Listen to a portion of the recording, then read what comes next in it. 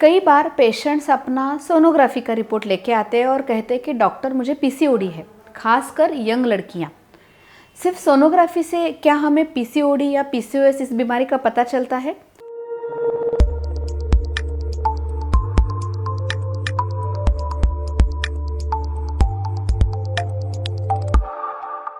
PCOD यानी polycystic ovarian disease, जिसे PCOS भी कहा जाता है, यानी पॉलीसिस्टिक ओवेरियन सिंड्रोम, इन दोनों का मतलब एक ही है। तो इसमें एग्जैक्टली होता क्या है? फीमेल्स में जो हार्मोन्स बनते हैं जिसकी वजह से ओवुलेशन, मेंस्ट्रुअल साइकिल, ऐसी चीज़ें कंट्रोल हो जाती है या मेंटेन हो जाती है, उन हार्मोन्स में इम्बैलेंस होने की वजह से ये तकलीफ होती है।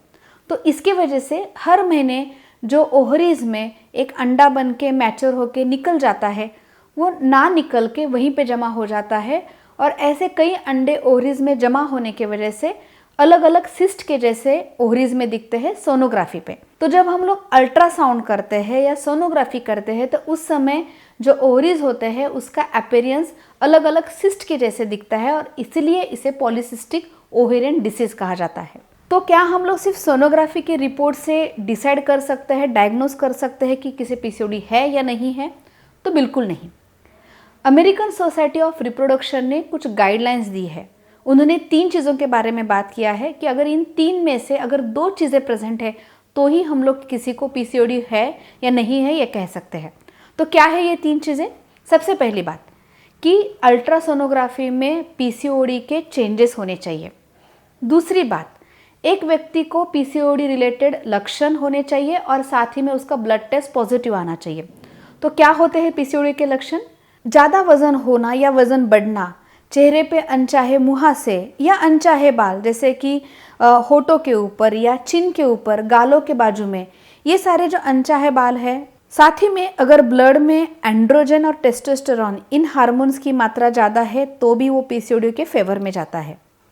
और आखिरी पॉइंट होता है मेंस्ट्रुअल साइकिल या माहवारी रुक रुक के आना या इरेगुलर मेंस्ट्रुअल साइकिल।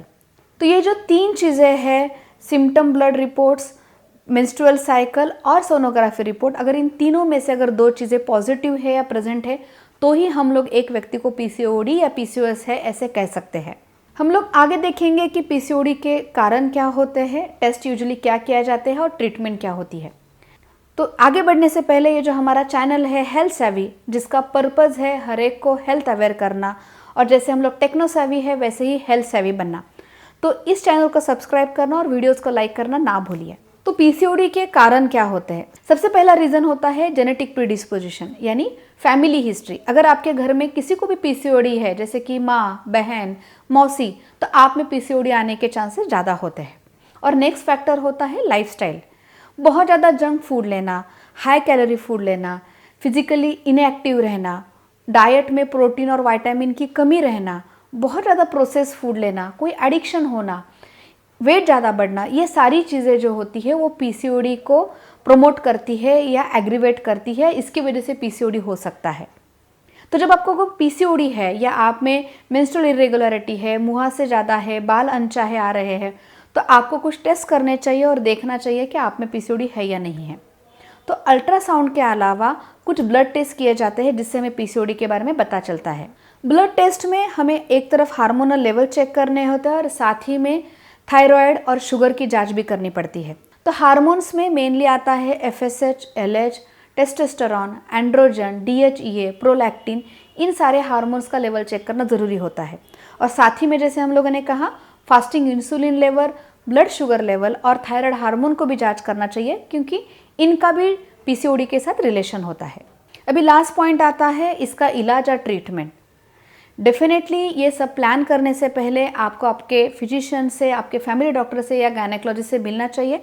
लेकिन इसे भी हम लोग 2 इसमें डिवाइड करते हैं। एक होता है जो सबसे इम्पॉर्टेंट होता है वो लाइफस्टाइल मॉडिफिकेशन, और दूसरा होता है मेडिकेशन।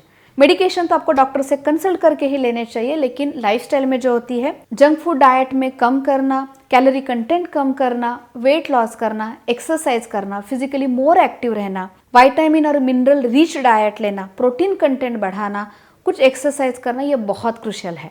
तो जब भी आपके सोनोग्राफी में कुछ भी दिखे तो खुद को सेल्फ लेबल पीसीओडी से मत करना और आगे की जांच और इलाज के लिए अपने डॉक्टर से ज़रूर मिलना। हम लोग अगले हफ्ते फिर मिलेंगे। Take care.